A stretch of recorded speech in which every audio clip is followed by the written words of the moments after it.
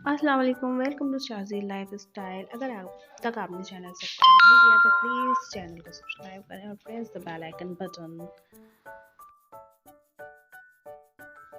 तो दिन की शुरुआत कुछ इस तरीके से हुई कि पूरी रात बारिश चली और जब हम सुबह उठे तो जब भी बारिश चलती रही और फिर सुबह उठ के नमाज़ पढ़ने के बाद मौसम की ख़राबी के तहत मैंने इरादा किया कि मैं तकिया लूँ और दोबारा सो जाऊँ। जब मैं सुबह 11 बजे उठी तो फिर दोबारा मौसम ये इसी सूरत हाल से बरस रहा था।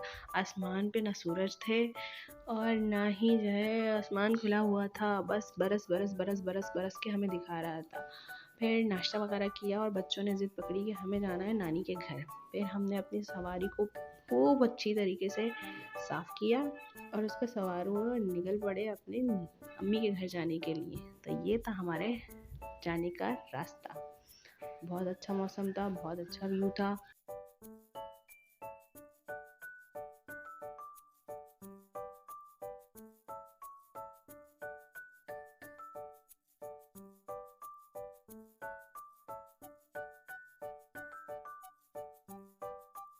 अम्मी के घर का आधा सफ़र तय पा चुका था और आधा रह चुका था, तो आधा फिर दोबारा सफ़र स्टार्ट किया पेट्रोल वगैरह डलवा कर। ये था रास्ते का व्यू, बहुत खूबसूरत, बहुत शानदार।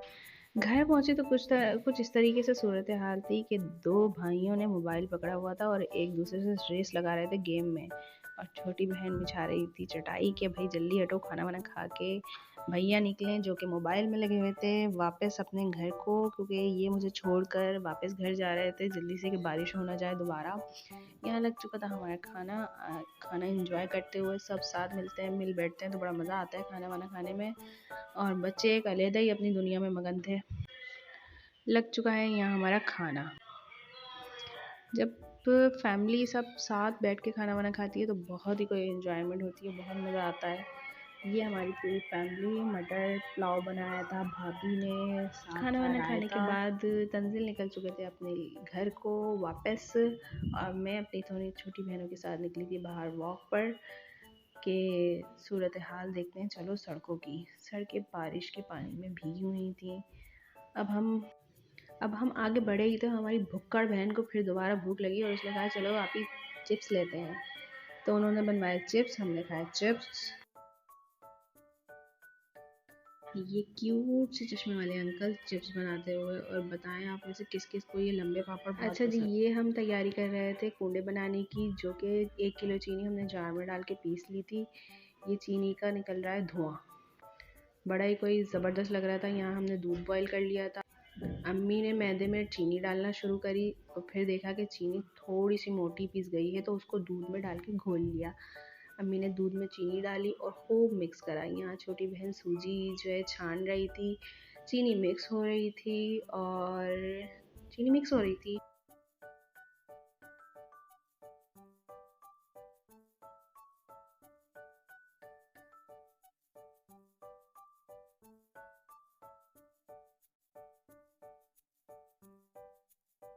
अच्छा जी, यहाँ पे अम्मी ने डाले थे मैदे में खूब सारे से तिल और फिर उसको अम्मी ने मिक्स किया।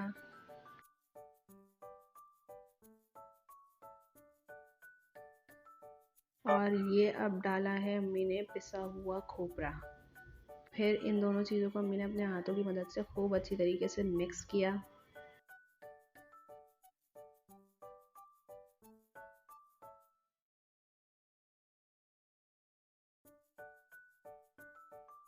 अच्छा, इससे पहले हमने तसले में सारा मिक्सचर डाला हुआ था मगर वो छोटा पड़ रहा था सारे इंग्रेडिएंट्स डालने के बाद। तो अम्मी ने बड़ा पतीला मंगवा लिया था, सारे सामान फिर अम्मी ने उसमें शिफ्ट कर दिया ताकि कोई चीज़ बाहर ना गिरे। ये अम्मी अच्छी तरीके से तिल को और खोपरे को मिक्स करते हुए हाथों की मदद से।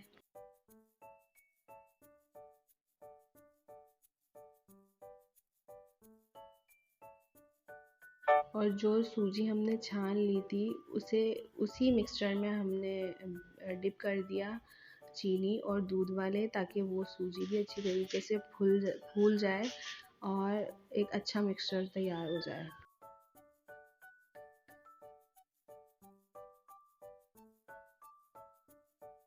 अब जो दूध, चीनी और सूजी का मिक्सचर तैयार किया था वो हमने पूरा मैदा, तिल और खोपरे के पाउडर में मिक्स किया और हाथों की मदद से अम्मी ने मिक्स करना शुरू किया। ये प्रोसेस बहुत ज़रूरी होता है और बहुत मुश्किलों से ये प्रोसेस हो पाता है और बहुत मेहनत लगती है। तो ये प्रोसेस अम्मी ही करती हैं। घर का जो बड़ा होता है वही कर पाता है। खैर हम भी आहिस्ता आहिस्ता सीख रहे हैं कि ये प्रोसेस हम भी कर पाएँ। तो अम्मी हाथों की मदद से सब कुछ अच्छी तरीके से मिक्स करते हुए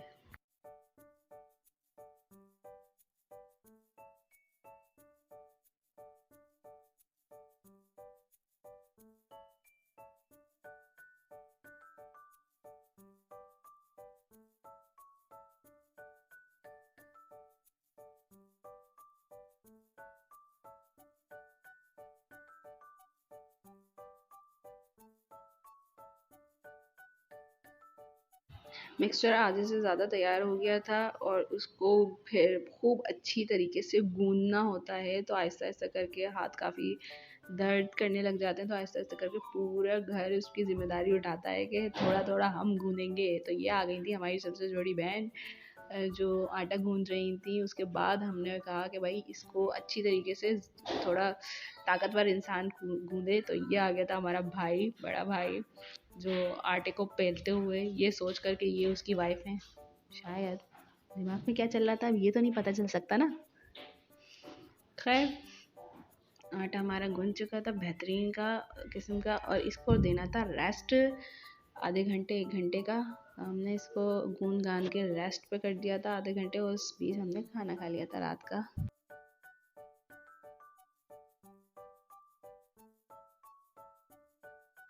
अच्छा जी, ये शुरू होता है नेक्स्ट प्रोसेस के आटा गूंदने के बाद उसमें से छोटे छोटे पेड़े बनाने होते हैं और फिर पेड़े बनाने के बाद उसको जैसे हम रोटी बेलते हैं उसी तरीके से बेल कर अच्छी तरीके से बेल कर जितनी साइज़ में आपको पूरियाँ चाहिए, टिक्कियाँ चाहिए, जितने मोटे साइज़ में आपको चाहिए वो साइज़ आप बेल कर और फिर उसको कट कर लें। आप लोग किस तरीके से कट करते हैं ये ज़रूर बताइएगा। अच्छा हम तो एक ग्लास की मदद से कट कर लेते हैं जो कि आगे आप देखेंगे अभी कि। और ये था मेरा बड़ा बेटा जो आटे को बेल कम रहा था, उससे लड़ ज़्यादा रहा था। वो भाई उन्होंने लड़ाई करी इससे। यहाँ भी बिल रहे थे, काफ़ी सारे लोग बैठकर ये काम सर अंजाम दे रहे थे। मैं सिर्फ वीडियो बना रही थी। ये फोक की मदद से इन्होंने इसमें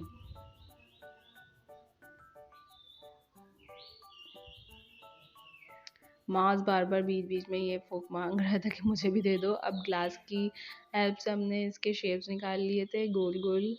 और इसके बाद आता है प्रोसेस। मांस उसको कत्ल कर रहा था, लड़ रहा था उससे।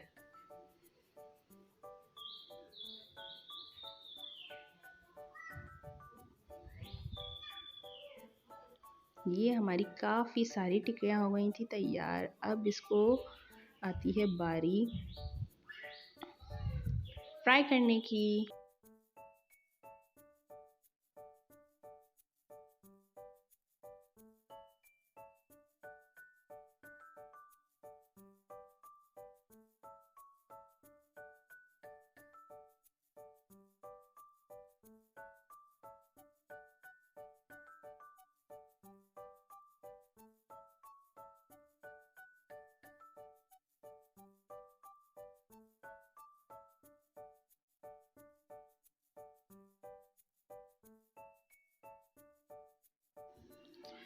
अच्छा सबने अपना अपना काम सर अंजाम दे दिया था। अम्मी ने आटा बना के दिया, सबने मिलकर गूंद लिया और हम छोटे छोटे बच्चों ने मिलकर उसको बेला और शेप्स दे दिए। और फ्राई करने की जो जिम्मेदारी होती है वो होती है पापा की।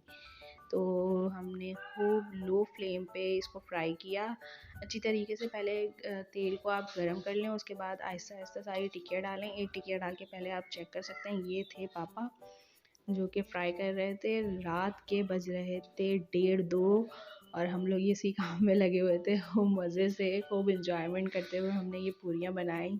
पापा कर रहे थे फ्राई और जब सारी पूरियाँ फ्राई हो जाती हैं तो फिर मैं आपको एक दफ़ा और दिखाती हूँ इसका फाइनल लुक।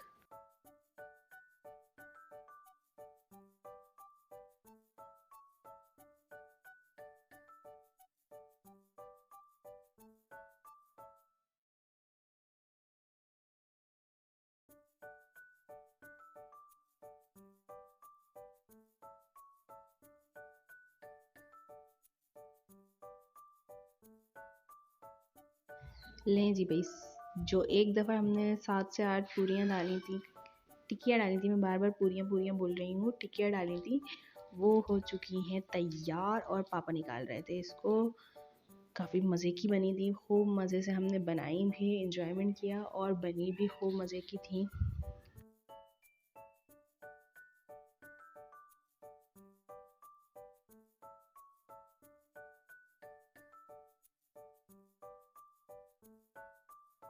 सारी पूरियाँ तैयार हो गई थी, फिर हमने इसको डिस्ट्रीब्यूट करना शुरू किया और बहुत खूब अच्छी बनी थी, बहुत मज़ा आया। आज का अगर ब्लॉग आपको अच्छा लगा तो प्लीज़ लाइक एंड सब्सक्राइब। अल्लाह हाफ़िज़।